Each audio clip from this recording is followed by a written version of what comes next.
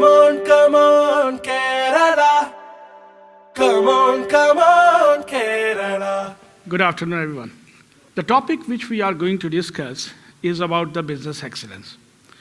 I will take you through a few things with respect to when we talk about the business excellence, what actually it is, and why the organization these days need these kind of business excellence, organizational excellence, all these kind of things. The first question is always goes about that, why we need a business excellence? This is a general question. When we go across the world here and there, the organizations are striving for business excellence, organizational excellence, of course the profits, making organization more resilient and all these kind of things. So why actually we need it? So first important thing, this question is always we need to think if we are actually working in the organization or we are having our own setups, so we need to understand what is the need, why we need a business excellence. It was said, one of the guru of the management, John Ruskin said, the quality and excellence are never an accident. These are result of intelligent efforts. So it means when we say that intelligent efforts, somebody has to think through how we can build in business excellence. It is not going to happen at its own. It is not going to happen by chance. It's need to have intelligent efforts behind that. So why we need it basically? Because the world business strategy, wherever we go, any part of the world business strategy, it dictates us that sooner or later we have to move towards that path. Now what is a world business strategy? In simple word, it actually revolves around our quality, three parameters mostly, and quality, cost, and delivery. And of course, in certain companies, the safety is a paramount as well. So world business strategy, we go any businesses, any organizations across the globe, we realize that what the customer is requiring for us, what the client is looking for that, what the organization need to focus on. This is quality, cost, and delivery. And of course, where the safety is a paramount requirement. So even if we are in a manufacturing sector, service sector, healthcare, education, hospitality, etc., we realize that somehow or other, we need to have quality, cost, and delivery and the safety inbuilt into that. So once we understand if this is a world business strategy generally, then what are the needs of our clients? What are the customers looking for? With this business strategy, it directly goes, what are the customers' need and expectation, which many organizations are working on that day and night. So basically what they needed, the first thing what they needed, the customer required from the organization is the better quality. Whether this is a products or services, it's a better quality. Very much goes to the business strategy. Then second thing is the lower or competitive cost. They want to see that. The third, they want to see that the timely delivery, whenever they need it, they have it. And the last one is, because we are in a dynamic world where change is constant. So it means the innovation is a part and parcel of whatever we are providing to the customers or whatever we are delivering to the customers. So these are the four important things which any customers, any part of the world, they are looking from the organization. Now to settle these customer requirements or to fulfill those customer requirements, the organization need to keep in mind few things. And what are those? The first one is they need to have some products and services in which they can offer. If they have a products and services which they can offer, the second thing is that they need to have a processes to carry out those products and services or to deliver those products and services. And to have those processes, they need to have a management and control, to control those processes, to manage those processes. And then, to having those management and controls, they need to have a leadership employee caliber. We need to have a people, either as a management role or the blue-collar role or the frontliners role or the middle management role, who are really capable enough. They are competent enough. Okay. If these four things are there, then the fifth thing is how we create an environment where we and the people together, they work together. How they really look like that they are going through as a one team. They are following a one direction. That is an organizational need. Okay. So please keep in mind why we need business excellence. because we need to fulfill the customer requirements. And to fulfill the customer requirements, these kind of parameters need to be there within the organization. That's why the business excellence becoming an important part in many organizations worldwide. Now, if we say this, the business excellence, then what is the importance of business excellence? Many people think that with respect to the profit margins, the revenues, the customer satisfactions, all these kind of things. Okay, I want to share with you some actual researches which were done. Okay, just 2 researches I will share with you, which will actually tell what is the business excellence importance. Okay, the first research, which was conducted by the George Washington University, there is my one friend, Professor Vinod Singhal, with his team, he conducted this research for almost 5 years, for almost over 500 companies. Okay. So what he proved that? He proved that the stock market, these companies who are listed on the stock market, and there are another 500 companies who are not listed on the stock market, but they were the same type of sectors. So 5 years, they actually studied those organizations, and they came to realize one thing. So the first year to 5th year, these are the blue color showing the companies who won the quality award or who actually applied the business excellence practices. The other companies who never applied the business excellence practices, but they were the same sector and both were listed in the stock market. So what they realized from 1st year to 5th year, the organizations which implemented the business excellence practices, they were having more than double-digit growth than the companies who never applied those practices. The another part of this one, then they went down. They said that now 5-year growth is fine, double-digit growth is fine, but what are the areas the organizations are improving actually? And they just took it out for some of the areas. And what they realized their operating income is going to 85% as compared to 43% of the other organizations. So operating income is increasing, sales is increasing, total assets of the organization was increasing, employee satisfaction level was increasing, which many organizations struggle for that these days particularly. Return on sale is increasing and return on assets are increasing. So it means the business excellence practices, they doesn't happen by chance. There is some efforts need to happen behind that. There was another study which was done by the British Quality Foundation, okay, and they did this study again for 5 years, and they took it 120 companies across the world, and they saw that how they put it business excellence practices and what results they were achieving. So what they realized, this green color is the companies who implemented the business excellence practices, and the others are the other companies. So if you see that from sales, operating income, capital expenditures, all together, they have increased in a double digit or more than that. So it means, what is the message? Message is that the business excellence practices work if they are intelligently applied. Okay? The other thing is that if we see that from the business point of view, how the organization works, so we actually realize the business excellence practices create some value to the organization. Where they create a value? Okay, at the end of the day, they create a value in few things. Our financial improvements are required for every organization, so it creates a value. It creates a value on customer delight. The days have gone when the organization used to think on the customer satisfaction. They have gone. Customer satisfaction is a past now. The organization need to think how the journey happens, the customer focus, customer satisfaction, customer loyalty, and then customer delight. Now the organization, the world-class organization, they need to think on the customer delight, not on the customer loyalty and customer satisfaction. The days have gone. That's what the business excellence practices emphasize on that. Then of course the society satisfaction and at large, as well as the employees' learning and motivation. Now here, they don't mention the employee satisfaction. Again, the satisfaction is a part of that.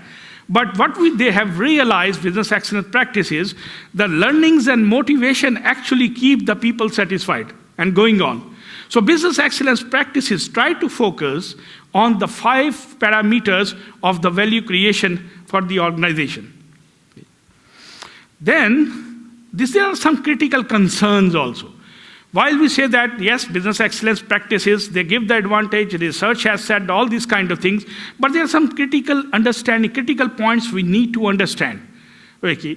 And the few of them, the excellence by definition is outstanding practices in managing the organization and achieving results based on the fundamental concepts. There are certain some fundamental concepts like customer delight and all these kind of things. But these are the outstanding practices, nothing else. And the other definition this says, achieve and sustain superior levels of performance that meets or exceed the expectation of all their stakeholders, all stakeholders. So it means the focus cannot be on customers, focus cannot be only on the profits. We have to see from the whole gamut of the organization and the business.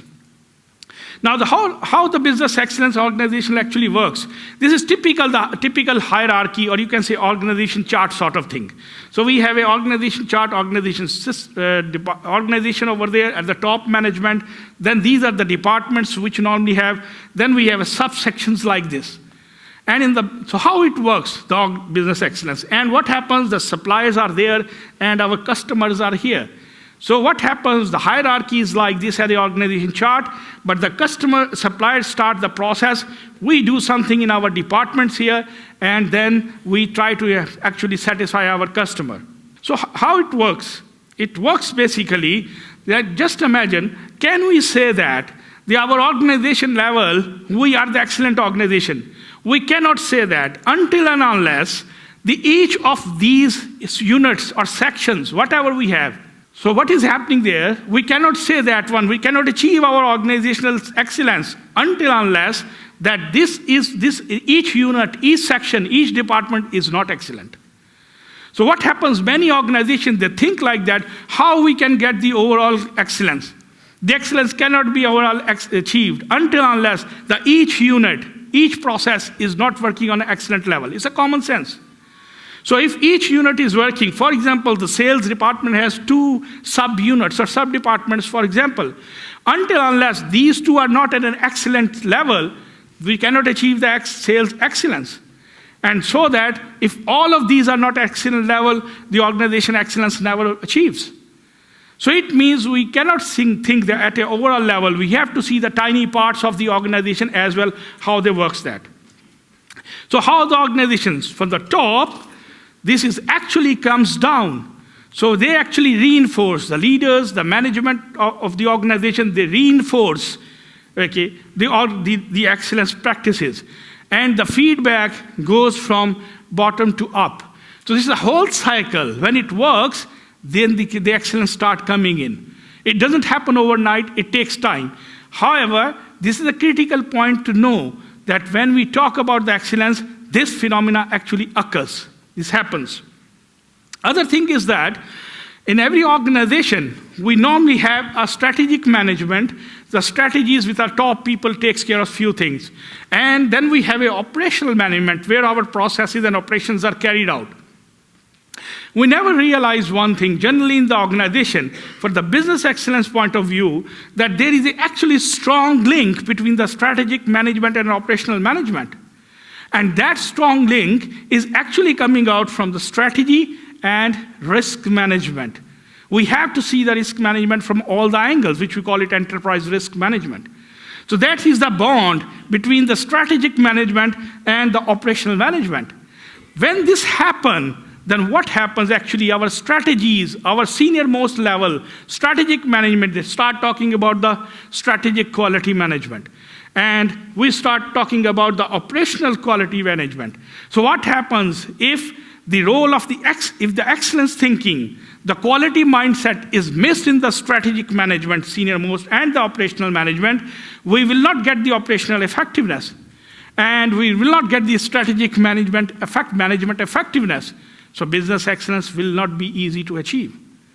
So we need to keep in mind that actually excellence works at both levels, at higher and the junior most level. The other thing is that, which is interesting to know, that in our organizations, we normally have a core processes and we have a support processes. Core processes are those processes which are revenue generative processes, sales, marketing. These are the processes, these are the departments who actually gets the money for the organization. Okay, and the support processes are those who actually support those core processes like HR, IT, finance. They are the support processes.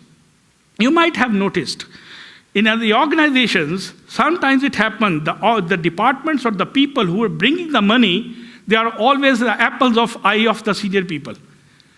Support people normally don't get those attention because they are the cost to the organization. But the core processes who are bringing the money, they're always the apples of the eye. If they need any resources, we know how we will do that. If we are getting the money from some department, we will give the more resources to them. If we're not getting the money from other departments, their cost, they are just spending, we don't give that priority to them. The resources will not be given to them easily. So what happens is start conflicts. But we forget one thing. Whether we are as core processes and support processes, in all cases, in both cases, they're the people working. In both cases, there are technology over there. They both use that. We have a processes. They both follow the processes.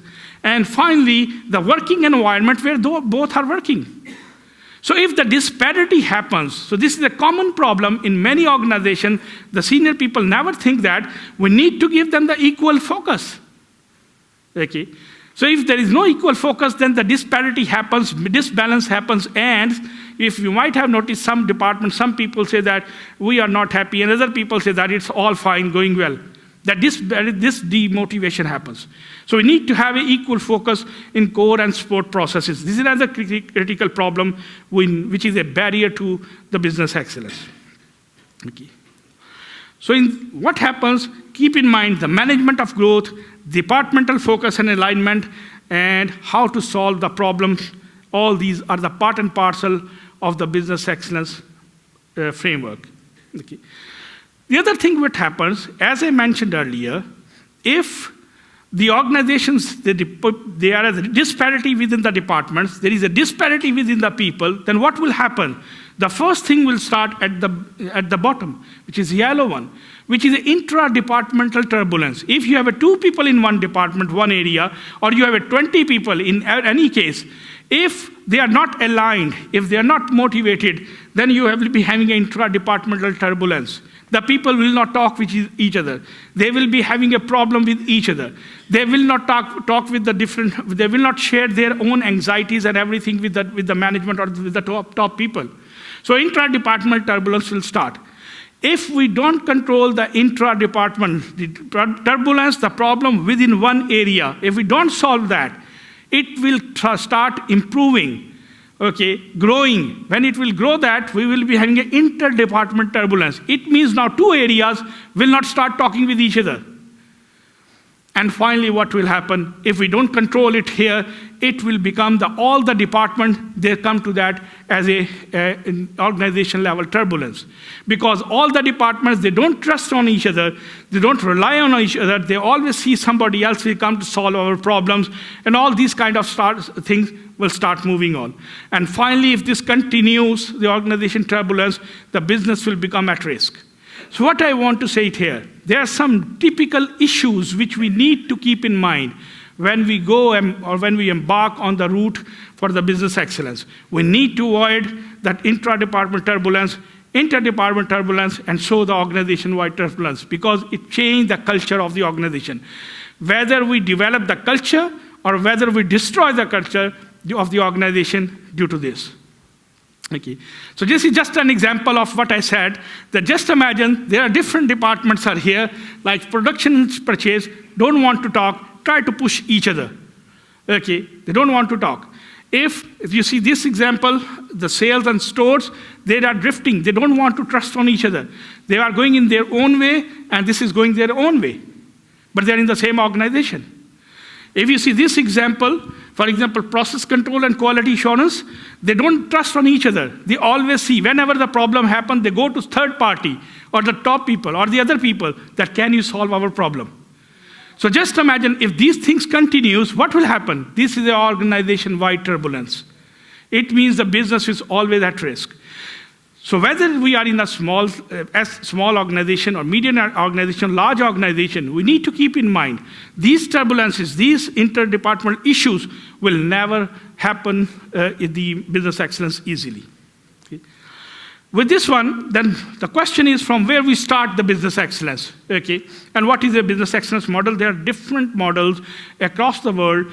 In this region, the most famous is the EFQM excellence model, or we call it the European excellence model, which has been adopted by Sharjah, by Dubai, Abu Dhabi, Ras Al Khaimah, and many of the 14 countries in the Middle Eastern region. They have adopted that one. This is the business excellence model. So with all these things, how we start that? What this model says, I will not go in detail, but I will just have a very quick view of that. So if you see that one, these color, there are 5 parts which call it enabler, 50% of that. So if you see that, the first part is a leadership. The second part is a strategy. The third part is a people, which are the human resources. The fourth part is partnership and resources, which includes the technology, finances, IT, and all these kind of things. And fifth part is your products, processes, products, and services. So these are the 5 areas. We call it the enablers. Enablers for business excellence. It means in any organizations, if we want to initiate the business excellence practices, we need to focus in these 5 areas as per this model. Okay, so it means start from the leadership. We call it enablers. They say that if we are excellent on these 5 practices, 5 areas, what will happen?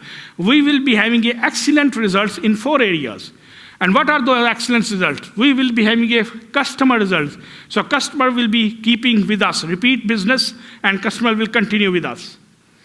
And the people will continue with us. We retain the talent. We try to improve the people relationship. Then the society results. The community around us, we will be having excellent results onto that. And finally, our business results, which are our finances and all these kind of things, we will be having excellent results onto this one. So what this model is trying to say, we call it these 4 results area. So in this model, there are total 9 criterion parts. The 5 are the enablers, and the 4 are the results areas.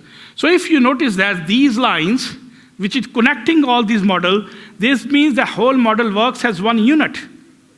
Okay, so it means, in other words, that if one criteria is affecting, it have a knock-on effect on the other areas as well. Okay, so if I simply put it in a one statement, this model, what is the meaning of that? Meaning is that the excellence results are driven by the leadership, exercising strategy, people, partnerships, and processes. These are the essence of this whole model. And if you see this 10%, 50%, there is, because the excellence is always a question, how to measure, what is the level of our excellence? What is the majority in quality and all these kind of things.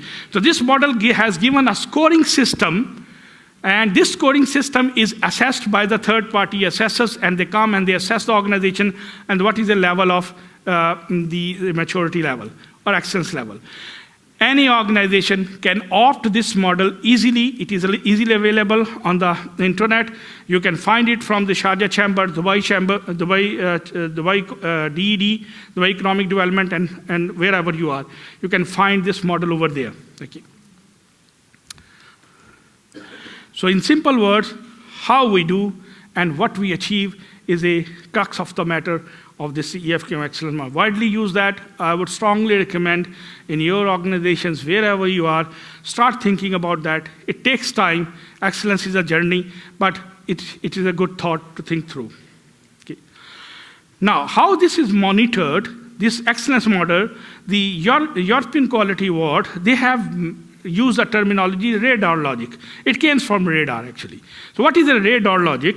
They say that now, how to monitor and measure the excellence level based on the excellence model. So they use the terminologies like this. Sorry. What is that? They normally say that, what are the required results? We need to think through what kind of results we want to achieve. For example, we are in 2018 now. And we say that in next 3 years, for example, we should be having this much profit margins.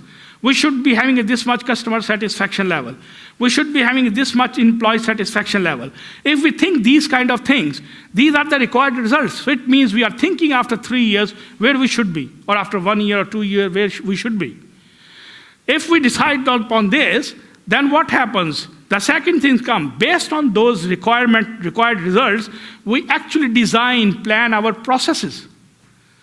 That do our existing processes, approaches they call it, existing approaches and processes will actually be able to achieve these results or no? If they are able to achieve that, nothing to change, move on. But if they are not, then it means we have to change or refine our existing processes. Okay. Once this process has been refined, or newly developed, then it means we have to, the another thing, which you call it deployment, which is implementation, nothing else. Then they said you implement properly, and then you assess and refine your processes and they implement on ongoing basis. So they call it, so why they say radar? They took it R from here, they took it A from there, from approaches, they took it D from here, and they took it A and R from here. That's why they call it radar. So radar is nothing else, but it's a mechanism to monitor where we are on the route of the business excellence. So that is a technique we normally use that in many areas. Okay. Now, the first step, what should be the first step? So while we can we can start applying the excellence model, we can use the radar, but what is the first step? Where we should start? The first step is something called as self-assessment. What is a self-assessment? Is just to see yourself where you are at the moment before we starting. So how we start this through this self-assessment basically means, let's suppose we decide as an organization we will be adopting this excellence model. Now the first step is where we are, because if the business is going on, even if there is a single person is running a business, okay, single person is there, it's very small level. The first we need to see that as per excellence model, which I just shared with you, 9 criterion parts, where we are. So self-assessment is just to self-assess on leadership where we are, on strategy where we are, on our people where we are. We just assess that. It's a self-assessment. There are different techniques are used for this self-assessment. Once we self-assess this, it will tell us that these are our strengths based on this excellence model currently, and these are the areas for improvement which we need to actually exercise. Then we start working on these areas for improvement, and our journey towards a business excellence starts. Okay, so this is normally the first step. We normally have that. Leadership. Now, in all this excellence model, if you see that 9 criterion parts, the first criteria was the leadership, because excellence results are driven by the leadership through strategies, people, and partnership, and others. So leadership is a critical issue over there. So we all somehow, either we are a leader today or we may be a leader tomorrow somehow. Okay. So what we have to think over, there are few certain critical points on the leadership role. Anyone who is in a leadership role. The one research was done, and they concluded on that research on one interesting sentence. The research was done on the excellence. They say that the key to the business and organizational excellence is excellent leadership. And at the heart of excellent leadership are the leadership values, what we carry and what we exercise. Okay? So when we say the excellent leadership, it means the values we are carrying and values which we are using and applying, actually that creates a leader. So that was the research done. Now there are few important phenomena. What leadership should have? There is another research was done for almost 7 years. In UK, and the organization was in this region. So they came out, there are 8 factors. There are 8 factors which the leaders, if they don't take care of that, it will be detrimental for the whole organization. 8 factors. I will not go in detail of those, but I just want to highlight, so at least when you go back, you can have something in mind. So the first one was that building in quality. Building in quality basically means in the organization's processes, working environment, whatever we do that, really the quality is thought through or not. We just do it because we have to do this. We just carry out because we have to carry out. Built-in quality means we start to do the right thing from the first time. Okay. By the way, this terminology, building in quality, is actually highlighted by Japanese. The first time they termed this built-in quality. So that's why we say that the Japanese processes are the engineering and processes are very strong, because they say that from begin to end on each step, build the quality. There should not be any error and mistake and move on, whether we are in manufacturing, service, or anywhere. So built-in quality is the first one. So organization leadership, if they don't get this one, building the quality, the organization will start losing sooner or later. The second one is strategy and priorities. Where we want to go. Okay. Where do they want to go? And what are the priorities? We need to know that. Where to go. Where we are, where to go. You might have read the story long back, and there was a movie also on Alice in Wonderland. Okay. So Alice was there in the fort, and she came out from the fort, okay, and escaped from the fort, and now she wanted to go to her destination. When we came out from the fort, she was not knowing which destination I have to go. So you just standing on the road and start seeing here and there where I have to go. And then the cat passed by, and cat says that Alice is just totally gone. So the cat asked Alice, where do you want to go? Okay, Alice said, I really don't know where I have to go. Then the cat says that, in this case, it doesn't matter. You go right, left, or straight, it doesn't matter where you go, because you don't know your destination. That's what is a strategy and priority. As a leader, we must know that where we are going, in which direction we are going. These days, many organizations have a vision, mission, and values. Okay, vision is just to visualize where we want to achieve, what we want to achieve, where we want to go. What is our direction?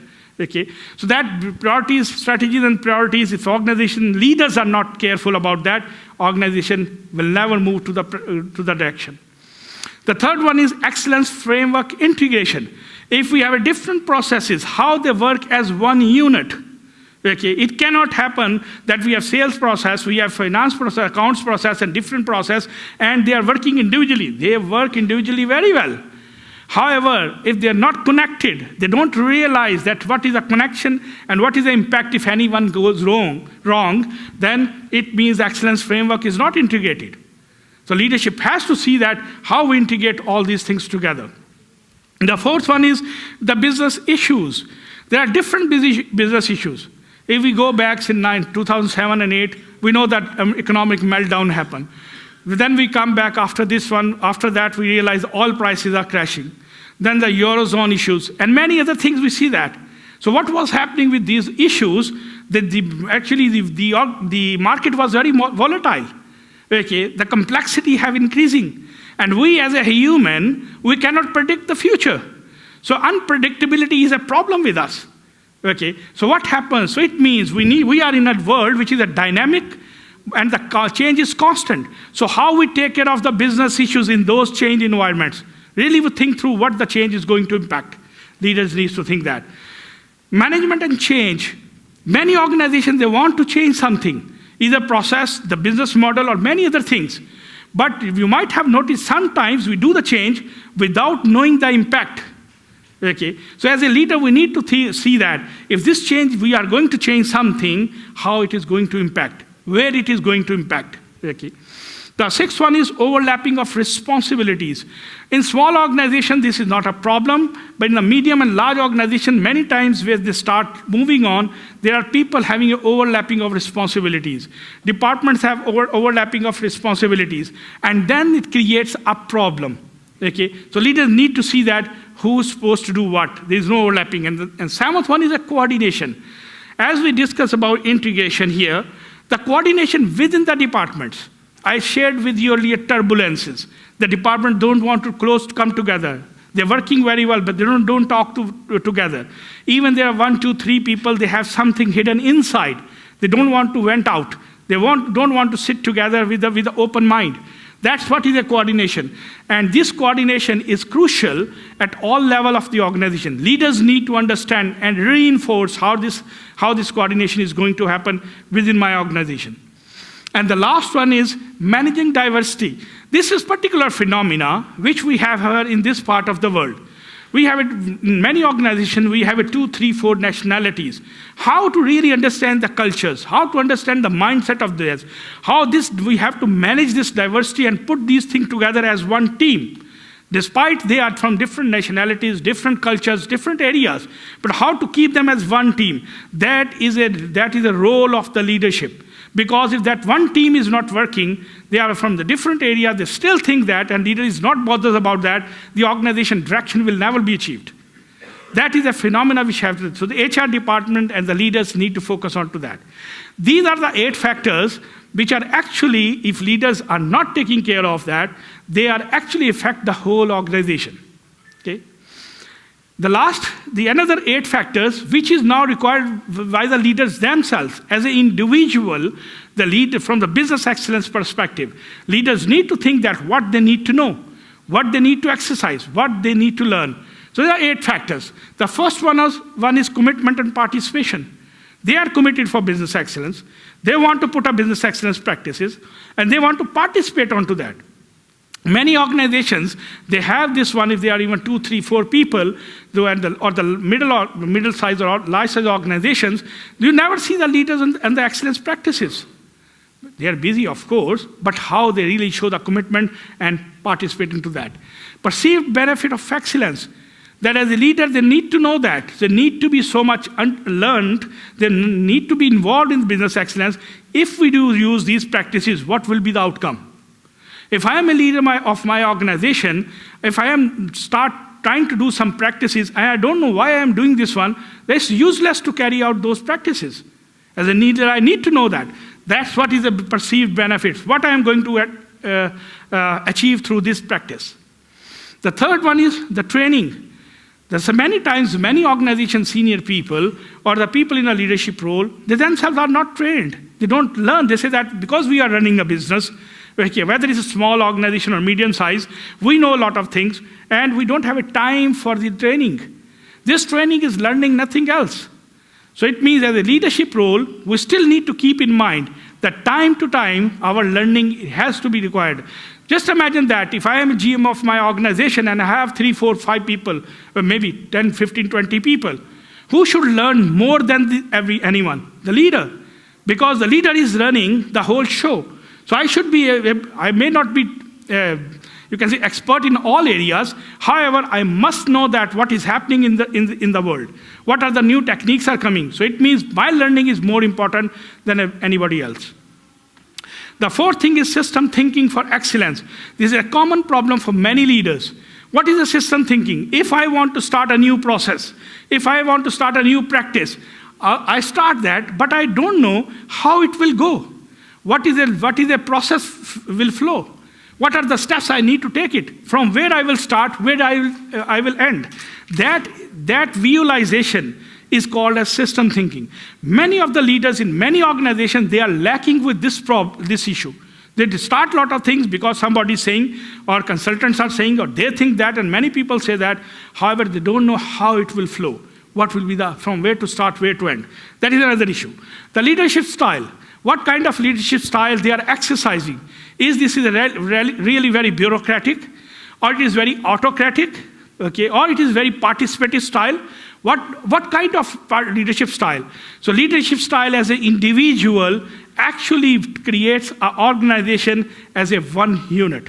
So leadership style is a very crucial. I'm not able to go that with the limited time in these things in detail, but please keep in mind the leadership style, they need to be learned by the leader, whoever in the leading role. It can be learned, it has to be learned. Okay. The sixth one is management effectiveness. I may be a very good leader, but actually I am not involving myself in a lot of processes, lot of practices, lot of things. Or I don't care that what is happening under me. I have a laid back behavior. I still run the business, I am the senior person, but my own effectiveness is not so much. Likewise, the people who are under me, their effectiveness is a problem, because when they see the leader as an individual is laid back, is not taking care of much of our processes, the management effectiveness will be problem. The seventh point is over-enthusiasm. Many times it happens, people in a leader's role or managerial role, they want to achieve maximum in shortest possible time. That is over-enthusiasm. We don't realize the capacity we have. We don't realize the market situation. We don't realize what the customer actually is looking for. But we are enthusiastic because we know that this is a time frame. If I do that instead of 2 months, I finish this in 1 month, the money will come early. We just focus on to that. Nothing wrong with that. However, we need to see that our enthusiasm is really matching with the business model, matching with the client requirement and market situation or not. Okay, so sometimes over-enthusiasm becomes a crucial for the organization. And the last one is focus and quick fixes. This is another lot of problems are happening. Whenever there is any issue, any problem happen in the organization, we always focus on the quick fix. Just take care of this one. Let it happen. Okay, in the quality terms, if somebody is here from the quality management, they normally we use the term correction and corrective action. Okay, and there's a difference. Correction is a quick fix.